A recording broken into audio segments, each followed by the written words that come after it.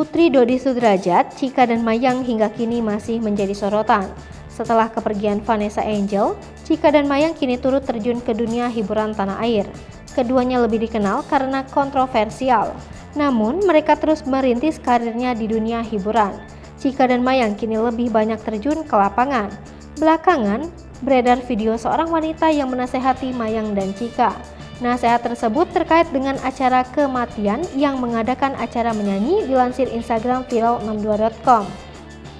Wanita tersebut menyebut kalau ada kematian bukanlah untuk mencari harta. Selasa 8 Februari 2022 dipesankan pada Mayang dan Chika agar tidak menyanyi saat acara duka tapi yasinan.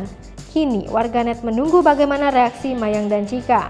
Komentar beragam pun menghampiri Instagram viral62.com. Mereka adalah salah satu netizen ternyata. Mantaps ada yang mewakili, tulis Instagram Dorami16. Akhirnya bisa tidur tenang, sudah ada yang mewakili berbicara langsung dengan si empunya, tulis Instagram Viena_YS. Bisa jadi settingan biar selalu up, min ojok di up, tulis Instagram Ajah P. Ini vlog mereka, aneh juga ya, niat banget ya ngumpulin orang yang bully terus mereka tayangin sendiri, konsep yang so freak. Tulis Instagram Rossi Purple 06. Miris, dia malah senyum-senyum, gak ada rasa sekali. Kakaknya aja gak dikasih pegang duit sama bapaknya, makanya dia selalu transferin buat uang jajan. Pasti dia terpikir tersiksa sama bapaknya.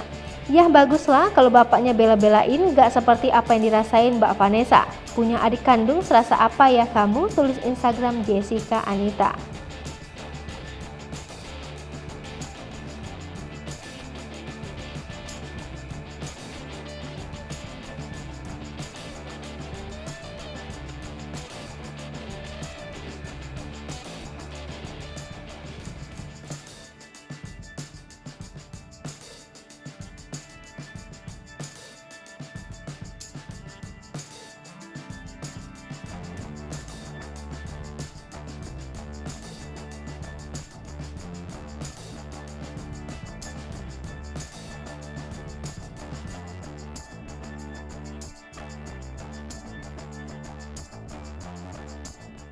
Hai pemirsa Sri Popo TV, jangan lupa komen, like, dan subscribe, serta tonton terus berita-berita terupdate